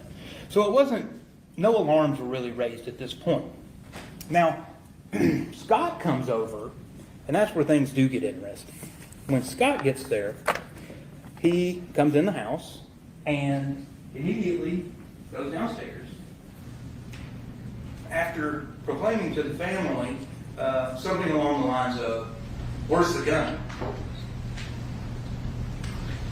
And he goes downstairs, then returns and says, the gun's gone. Now let's talk about this gun. I call it the magic gun, because Scott Ferris is the only person to ever see this gun. There's nobody else, only him. You'll hear evidence that he found it in the drawer while he was looking for a remote to help the DirecTV man. And then he found the gun. He gives a very detailed description of it. And that's it. Nothing else. And this was a few months before July when he had the DirecTV. Actually, I think it was the beginning of June, so about a month before is when Scott sees this gun. And he claims he has no idea, he's never seen this gun before. It's very strange, this gun is here, and he didn't know anything about it. But he also didn't do anything about it. Now, 6 years later, this is where Jenna Ferris kind of comes in and is interesting. 6 years later, she gives an interview to the district attorney's office claiming she also saw a gun in the basement that you saw in Mr. Focus's opening, where Gary was. However, this gun looked completely different than the one Scott described and is in a completely different location than where Scott said it was. So these are the only two people that have seen this gun, and the guns they described don't even match each other, and one of them talked about it 6 years later. Now, after Gary's remains were found, he was taken down to Georgia Bureau of Investigation Forensics Department to the crime lab, and that's where an autopsy was performed. But after July 5th, 2018, 348 days go by. Melody's not arrested at this point. She's interviewed several times. I believe the evidence will show that, or I believe that the state will be playing those interviews for you, so you'll actually see Melody testifying and answering law enforcement questions. But 348 days pass. Now in that 348 days, you'll see evidence that they were doing audio testing. What that was is they put a ballistics dummy in the living room of the house, and they shot it with a revolver. And they had members of the Cherokee Marshal's office, as well as some sheriff's office, out there with decibel readers at different points. They were out at the barn, they were out by the road, and they were also in the house, measuring what the decibel was for firing this revolver into this ballistic dummy. And then they moved the dummy downstairs, and they shot it a bunch of times downstairs. And you're going to see all this. They're going to play all the videos of them doing the shooting and recording the sounds and all that. Diving in the lake, you're going to see they brought out the Cherokee Sheriff's Department to dive into the lake to see about where the gun was. Didn't find anything. recording Melody's phone calls. And we'll talk more about this momentarily. Rusty, because you already heard about him, agreed with Detective Hayes that he would put some kind of app on his phone and record all their phone calls. And he did, for months. You're going to hear a lot of those. Also, during that 348-day time, Now, who did Scott that? and Who Chris he are said interviewed recorded? several times. Rusty or the Sometimes husband? Scott and Chris are interviewed I'm together, back. at least on one occasion. Lady Step, and Miss Step several times 219, I Scott is love it, interviewed alone. girl. And then, on June 12th, over 11 months later, the Boy, I need crime this lab timeline picture. issues the autopsy report, saying that Gary was the manner of death and the cause of death. Well, the cause of death was gunshot. The manner of death was homicide. And it took them 11 months to issue that report. You'll see, especially when the forensic pathologist who did the autopsy, when he testifies, they weren't waiting on Rusty anything. was recording They knew conversations? that it was Gary. Ah, The no, forensic, thank you, Miss Step the dental 219. forensics had already Hold on. come back. It was already Gary. So let me cut in right now. I interrupt your regular scheduled program to thanks Miss Step 219 for purchasing her Lit Lane merch. She have received, and she sent a beautiful picture. She received her Lit Lane jury box mug. Don't forget, we got merchandise, okay, for our brand, which is the Demetra Lit All Day Lit Lane brand, and now our newly launched channel over here, which is the Lit Lane True. Well, no, it's gonna be called Lit Lane. No, it's gonna be called True Crime Lane. It's gonna be called True Crime Lane instead of Trial Watch with Demetra. Okay. Now, Miss Step 219, did you want me to just get the, and I love your hair, girl. I got some message to say, but I gotta wait for the other channel to say it. But I'm gonna remember about them Bentu nuts. Okay. Do I have the jury box merch link on your community wall? No. I need to add it, and I need to add it also to the About tab, and I need to add it into the description, huh? So that's something I definitely need to do. But Tiki can drop the link because the merch site, that's where the jury box thing at. So, Miss Step 219, what did you want me to, is it okay to show you a picture? Or you want me just to cut the mug? What do you want me, how can I use that picture, okay? Let me know. Now, I'm definitely going to cut one and edit for the mug so I can have like pictures of the mugs, of the actual pictures.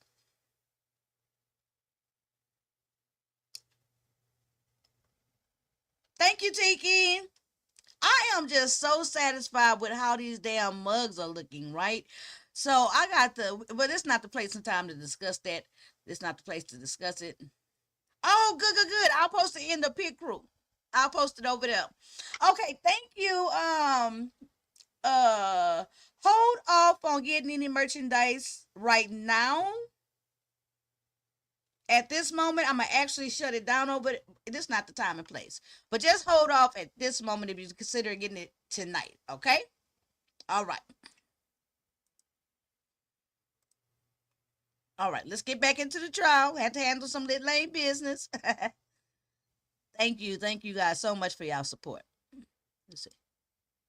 But for some reason, unknown, and you'll see this happens a lot in this case. There's a lot of unknown, and we'll talk about that.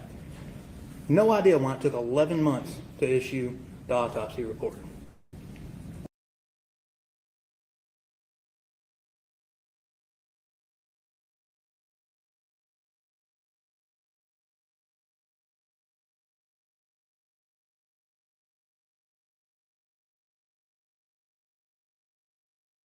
No idea. But 6 days later, Melody gets arrested. And Mr. Focus is right. She wasn't in Tullahoma, Tennessee. She was up there with Martha Jane. They called her and said, hey, we got an arrest warrant for you. And she came and turned herself in. Oh, you ain't got no Nothing to mileage hide. over here? Oh. Now, Okay. John Luke and I came up with this. Actually, well, we didn't come up with it. He had gone, we were having a been a long day already, so he was done for the day, so he left. And he went up to the drugstore, and there was a girl in there. And the drugstore, I don't know if your office is in downtown Jasper. And there's a Jasper drugstore right on the corner on Main Street in Jasper. It's being sold, and they're doing renovations. And he went in there and asked them a question about something, and they didn't know. And they go, sometimes the greatest questions go unanswered. And he was like, perfect. Brought me out of my slump. Now I know what I'm dealing with. So that's kind of what we've been talking about the whole time with this case. Because so many things, you're going to be asking yourself so many times in this case, how did this happen? How did this happen? How did this happen?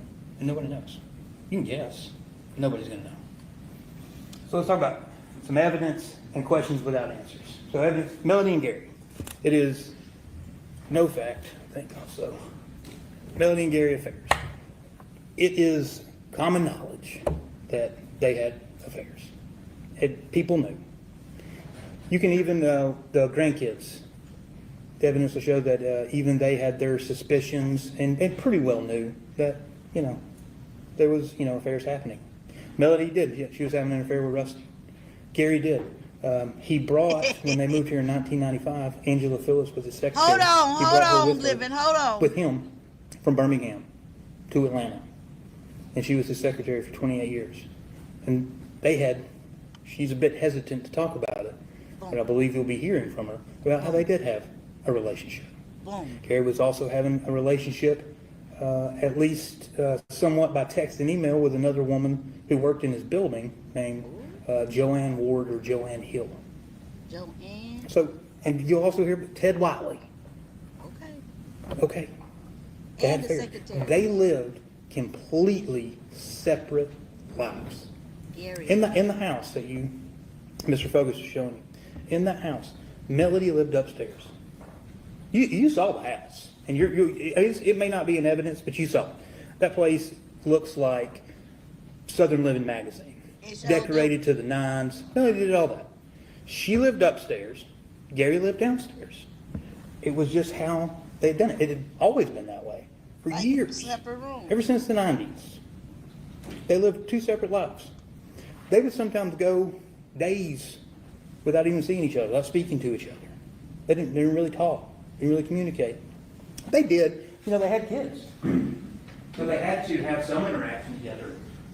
They went and saw Emily and Chris's daughter. Her name's Olivia, when she was born. Let him drink his water. They He's still gonna did get back Christmases in. together. So they did some of these family things together, but for the most part, they were just married people who did their own thing. And Melody did her thing, and Gary did his thing. And it was just what worked for them. Right. Now, granted, with the affairs, it wasn't something that was flaunted in their faces. You try to keep some level of discretion. But it was known. And it was just how they lived. Now, Melody's interviews, I expect that you'll be seeing those interviews. And really, the only thing I want to point out of that is Melody is very blunt, very to the point. She's just who she is. She's a hard woman. And that's how she comes off, and that's how she is with law enforcement. She's very matter of fact. Here's what happened, here's what I was doing. That's just how she is. But one of the most important things that she says in her interview is in the very last interview that she ever gave to law enforcement. Last thing she ever said to law enforcement was, "I just want my family back." Forensics. There's a good bit of forensics in this case. Some is pretty What interesting. y'all think about his I'm presentation? gonna talk His to you. I PowerPoint. didn't want to do any of the photographs, but those blood drops that were talked about by Mr. Vogus, you're going to see that there is blood. Well, let me back that up. You will see there is a substance leading down to the basement. You're going to hear from the GBI Lana Coffee. She sprays Blue Star, which is a substance that is supposed to reflect when it's blood. Now, that's a whole nother thing. You're not going to hear anything about that being tested. of whose blood it is, even if it is blood. Now you go down the stairs, they did take a swab, but they find some little drops of blood. Some of them are about as small or even smaller than 1 centimeter on the floor. Take a swab of those, send it off. That was Gary's blood. Those blood trails never lead out of the house, upstairs or downstairs. You also, the bullet. How can you get shot and only have a drop of We're going to blood be talking in a the lot house? about the bullet. That's weird. How there's no textiles found on the bullet that is found in the basement.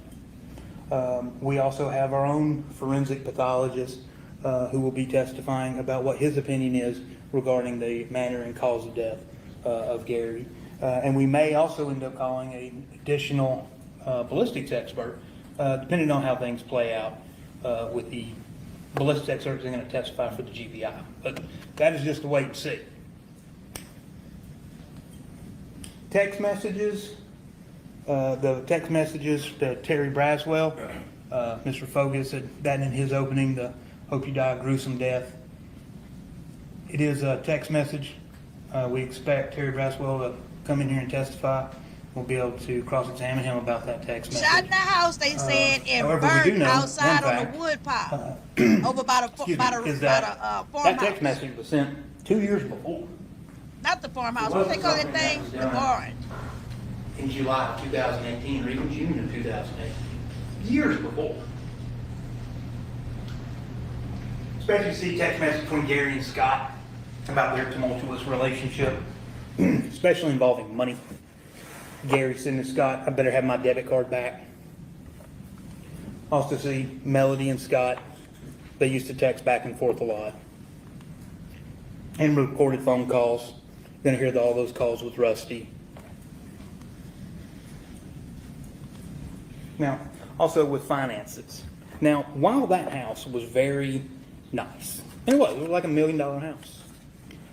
And it's decorated to the Exactly. Or nines. she was supposed to And yeah, we've back actually up the got some of goddamn Gary's pay stubs and after forklift taxes, he to was the house to bringing carry home them out on the tractor. $20,000. Can't remember if it was every 2 weeks or every month. Oh, that's weird. But that home, mortgage to the hilt. Debt high, cash low. Gary stopped working, this family's over. And that's exactly what happened. Gary passes away, you're gonna hear, first thing that happens to the house, foreclosed. Didn't have enough money to pay for it. Cars Damn, gone, for real? everything put in storage. So while they made a lot of money, they blew a lot of money. Now Gary did have some good investments. He had a 401k with his law firm, 401k, profit sharing with the law firm, insurance, life insurance, things like that. But you know, all those aren't accessible cash that you can use. So Gary had to keep working to fund this lifestyle. Oh, they was cash broke. Now, questions without answers. Where was Gary shot? When Dr. Gooding testifies, Wait a minute. She's What gonna was have the a Dexter drawing method of exactly? You gonna have to refresh me. and it's going to show the ribs, and it's going to show he was shot somewhere here. Is it the front or in the back? Not going to be able to tell you that. Angles, don't know. No idea. Also, and that's just where was he shot on the body. Where was he shot in the house? That is going to show while there may be some blood and that was not tested, so we'll call it maybe blood. Upstairs in the living, in Melody's portion of the house, we'll call it, and a trail leading downstairs to Gary's portion, we'll call it. You're also going to get evidence from, most likely from Amanda, how a few days before July the 3rd, 4th, 5th, that Gary, excuse me, that Gary had been bitten by one of Melody's dogs on the ankle and was bleeding as he walked down the stairs down to his room so that he could stop the bleeding in his ankle. And that's where the blood came from. Damn, even the dogs didn't want him upstairs. That's cold. But where was he shot? No idea. How was he put on the burn pile? You're not going to hear about that either. You're going to see photographs of tractors. You're going to see photographs of RTVs. Probably of horses too. But you're not going to hear anything about Gary being moved on one of those vehicles. You will hear, though, that there was one drop of blood that was Gary's on the step getting up into the tractor. There's nothing in like the bucket. One drop of blood on the tractor. 2 drops of blood. 1 drop of maybe Where blood is in the the gun? house. 1 drop of blood on a tractor. Don't know that either. Now, you're going to see photographs of guns. There were guns on the property. There was no .38 found on the property. I think there was an old .32 caliber that was found on the property, but we know that wasn't the gun in question. But what you will find Exactly. That don't even is that sound right. Scott has quite a bit of .38 caliber ammunition in the barn. And in fact, he's got it in his bedside table. For real? But yet he claims, and when he testifies, I assume he will be claiming the same thing, What? that he does not own a .38 caliber pistol. You lying. He will claim that he owned a .357 Magnum It's close. at one point, Got a 3. but that gun had been stolen years ago, Exactly. Where the blood and go? he didn't have anything that would shoot a .38. Yet he has at least one full box of .38 special ammunition and a loose several other various brands of .38 special in his nightstand. And you'll see all those. You'll see the photographs of those. But where is the gun? No idea. Where are the bullets? They're in Scott's house. Ah, Scott's behavior. From the very beginning, like I told you, from the very beginning, Scott is saying, Melody, Melody, Melody. I thought she would do something leading law enforcement down this trail. And you're going to see all that. It's going to be very evident of what his intentions are regarding his are we mother. going to get into it? He does it in his interviews, and he's going to do it on the stand On our here too. first I would thoughts. suspect that's exactly what he's going to do. But the most important thing is just in that few minutes of getting there, he's already talking about guns being missing that he's the only person that has seen. Then he goes out looking. You're also most likely going to be And seeing. he the one who found the body. There's a trail camera That's that suspicious. was, if the burn pile was where I'm standing, was kind of, don't exactly know how far, but down closer to the lake.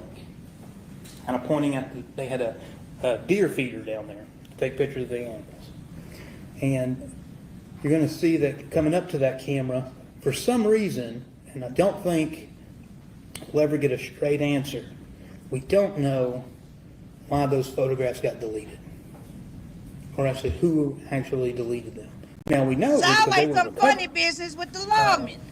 So we know what photographs were on them, but we don't know of who deleted them.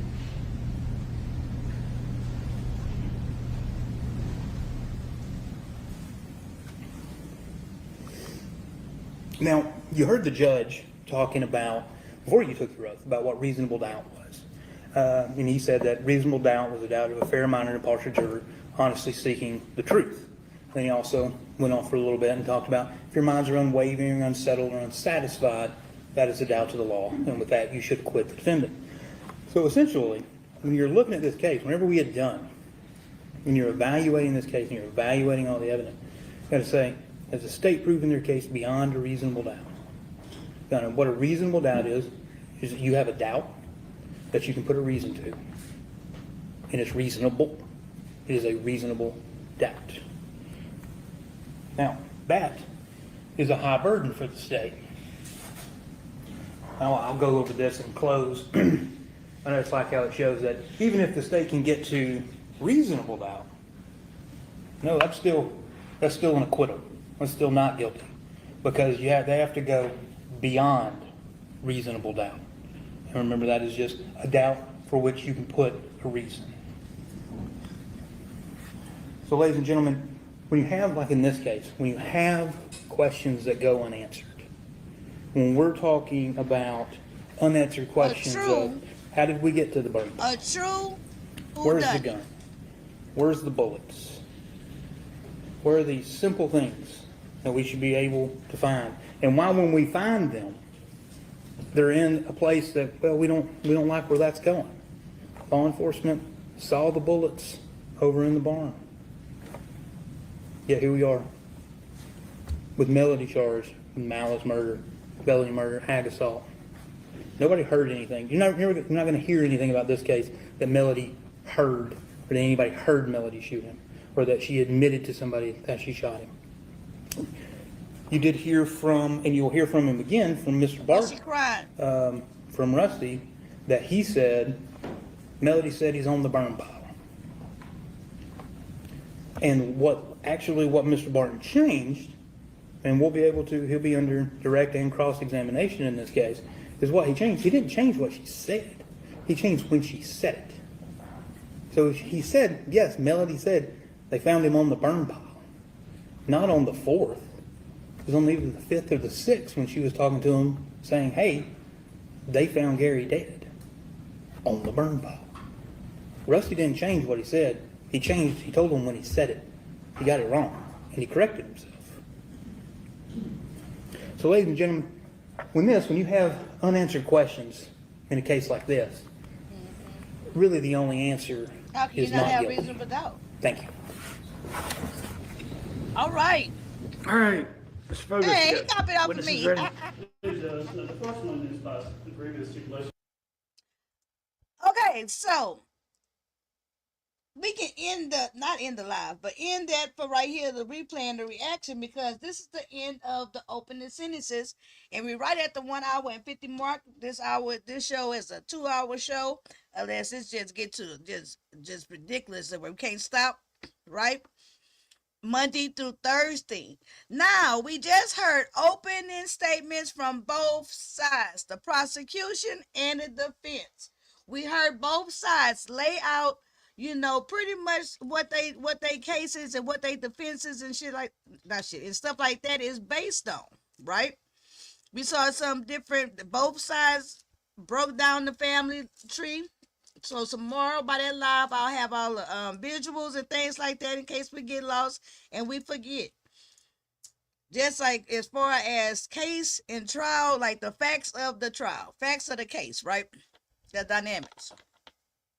So, long-term marriage, childhood sweethearts. She stood by his side, dropped out of college, you know what I'm saying? They married young, started a family young. She was the good, dutiful housewife. She worked as well as raised and bore his children, 4 children, 2 boys, 2 girls. In that order, 2 boys, 2 girls, right? And, he does the right thing. Gary Ferris, he a young husband, young father. He keep working hard, providing for his family. He goes to and completes while raising a young family, law school.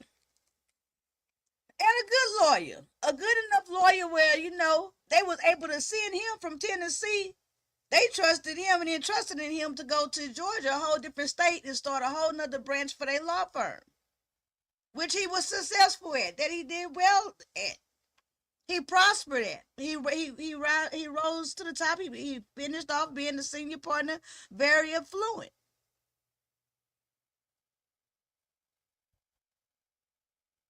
Four children that now will become adult children. And from what both sides have indicated, both sides, the defense and the prosecution, both sides agree on the fact that all 4 children were financially dependent, even being grown with their own families, some of them, all of them were still financially relying upon Gary Ferris, the father, the Ferris, the parents. And so far, both sides pretty much saying that, hey, all that generosity, was really coming from Gary, the father, not Melody. Melody wanted to practice more of a tough love. Melody sounded like she wanted to cut him off. So far, we didn't heard about the fact that it was multiple affairs during this 38-year marriage. The deceased, the victim, Gary, he didn't been accused of having affairs. It's been already hinted. We're gonna see, hear from two of the women that he supposed to been having an affair with. Melody started off real young and early in the marriage, sound like having affairs way long back in the 70s. And then she did it in a real tacky kind of way, because her first affair found out was with a quasi brother-in-law. Gary's sister, one of his sister, boyfriends that she cheated with. The first one. Then we find out about Rusty, long-term lover. Right? But Gary also done his thing. Okay? We done heard a lot of talk about the living situation, and one thing is they was married 38 years, and they had been living pretty much together but separately since the 90s. Okay? This happened in 2018. So that was their lifestyle. And later on in some different evidence and stuff and CSI pictures we're going to see, when they say that Gary lives downstairs, she lived upstairs, wait until y'all see the floor plan. The downstairs basement, as they call it, is an entire... It's literally like a whole additional apartment or a one story, you know what I'm saying, flat. Okay. So they lived in a separate situation, but still together. Let's keep up, let's stay together for the family. Let's stay together for the money rise. So that don't have to be no problem. Now, that's just my opinion. Why would you stay in that type of relationship? Why would you be in that type of marriage? It just work out for everybody, right? Somewhat. Now, as far as the case and proving it, we got a burnt up and beyond recognition where they had to call out the anthropologist or the bone doctor, right? Like the Bones show. They had to call that type of forensic anthropologist or whatever out to identify pieces of bone and stuff and dental record. So it's not no body. The body got one gunshot that was found in the ribs. One bullet that was found in the ribs. But they don't know how many times he was shot. There's nobody to really work with. Nothing but one piece of one piece of blood in the house. And they say maybe blood. And one drop of verified blood on the tractor. And the state want us to believe that she had the means and the motive. Motive, money, bad marriage, and that type of thing. And the means would have been she was there at the house by herself. She was a feisty little hard-working woman, a cowgirl. And she had farm equipment there that would have helped her with all the heavy work. Okay? Now the body, they definitely got a definite, neither side is arguing about the fact that it's definitely Gary's body because they was able to prove it by the dental records. But like the defense pointed out, because of the state of the body or lack thereof, it make it hard to really, be able to tell like where the shots was fired from, what type of angle, and that would show you the height of the person who did it. It's very obvious that the defense is already laying out the picture for reasonable doubt and suspicion of who did it. Was it Melody? Was it Scott? For me, I'm asking shit. Was it Rusty? Was it Chris?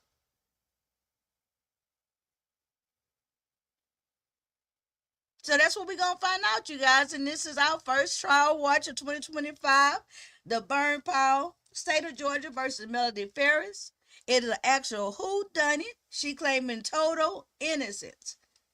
Now, so far, I think we pretty much have watched trials, whereas it wasn't a question of who did it. It was more of a question of the degree. You know, was it malice? Was it premeditated? Was, you know what I'm saying? So and correct me if I'm wrong, Little Lane Jury Box, but I do think this is our first case. Whereas the defendant just saying a complete not guilty. Now, it's not a capital punishment trial. The death penalty is not on the table. And so we're gonna have to watch it as it unfold. Okay, tomorrow I'll have the visuals. We're gonna definitely make sure that I'm gonna make sure that I bring up, you know, throughout the testimonies that we have, but throughout the trial, those different visuals that both sides presented as far as the means and methods and all that type of stuff, so we can talk about it. You know. So I see y'all saying very interested. Y'all think y'all what from opening statements. Oh, let me put this in the let me try to put it in the chat. Hold on, y'all. I'm gonna put a poll up. Let's do it in the poll. Do it on the poll. Let me go to my channel. So let me know how y'all feeling about this so far. Y'all interested? We already know the battle of the opening argument statements went to the prosecution. I think we would agree. But the defense definitely, maybe his, you know, it's kind of hard to compare style sometimes. You know, sometimes in delivery, it's hands down, you can tell. But I think in presentation, I think they was both equal. You know, and I do have reasonable doubt. And right now, at this moment, as they laid out everything, I would vote for. I would find if I had to make up my mind according to. Hold on, I'm trying to get to my damn channel. Oh, I'm here. Okay, where I add the stuff at? Okay, hold on. Where I? How come? Oh, I'm on. Oh, I'm on. Oh, hold on. Let me get it together. Let's see. Okay. Close this out.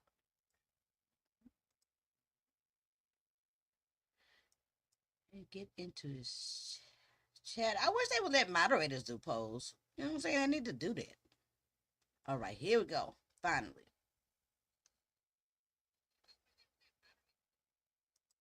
Okay, let me do this poll. Start. Okay, the poll question is if deciding verdict by opening statements.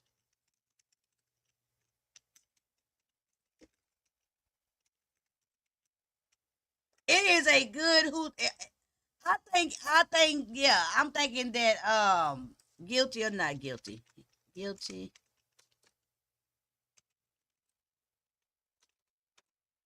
Guilty. Child. I can't spell. I was putting on my new nails while I was listening. So I didn't move past the baking soda. I'm not into that right now. Now I done got into gel nails, okay? Not guilty. That's my new fascination. Boom, put it on the poll. Put it on the poll. Lit Lane Jury Box. This is our first polling event. Okay? If we had to decide, but if me, Judge Demetra lit all day, if I sent y'all right now to the jury room for y'all to make y'all decision based on just what y'all heard tonight, what would y'all decide? Would y'all decide that she was guilty or not guilty?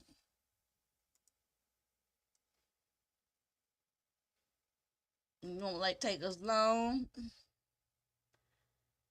I don't. Oh, show chat. Let's see. 5 votes. 5 votes. Let me put my. I can't vote.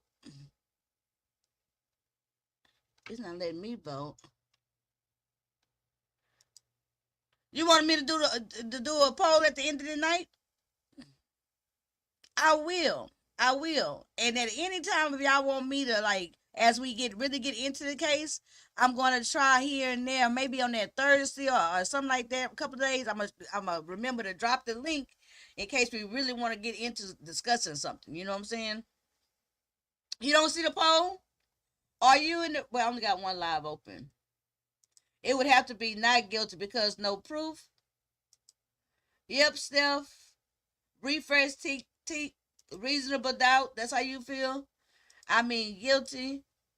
Hell no, you can't be the judge. Girl, I've been the judge. You said not guilty. Okay, not guilty. Living, oh, damn. Living said guilty. Let's see. I say not guilty. Miss Steph 219 say not guilty. Now, this is what you call polling the jury out loud.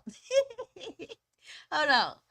So, we got a split jury. We got a hung jury. We got 86% not guilty, and we got a holdout, or maybe two holdouts, that say guilty. So, right now, she would definitely not be going to prison right now. They were sending y'all back for more deliberations, or they would even have to call it a mistrial at this moment, okay? Went to say, I'm not telling it, okay? Yeah, you don't have to tell it unless you want to tell it why. But right now, it's leaning towards more in favor of not guilty on day one opening statements. Now, tomorrow night, you guys, we're going to hear the 911 call. And tomorrow we actually start the best of portion, right? So I got the timestamps and stuff like that and the best officers, the best stuff that was like, actually information and when they actually get to talking and not all that qualifying themselves. So we see that tomorrow, okay? Now by Wednesday, that's when we're going to start the adult children testimonies, okay? On Wednesday, that's the timeline of what I'm looking at so far of how it should flow, okay?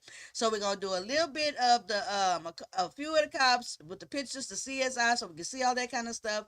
And then we're going to get into all the juicy, the best parts of the trial with the testimony, okay? All right. And so there y'all have it. Tonight we have an excellent Trial Watch. It is our first time over here doing it officially on Trial Watch with Demetra, soon to be True Crime Lane. Okay. Thank you guys. And I will see y'all tomorrow night. Same channel, same time, 7 p.m. Central Standard Time here on Trial Watch with Demetra. Okay. Y'all have a wonderful night.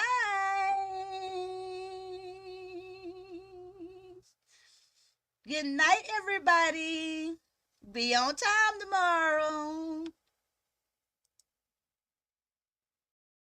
Thanks for watching. Do not forget click the subscribe button and hit the bell icon. Like, comment and share. See you next time.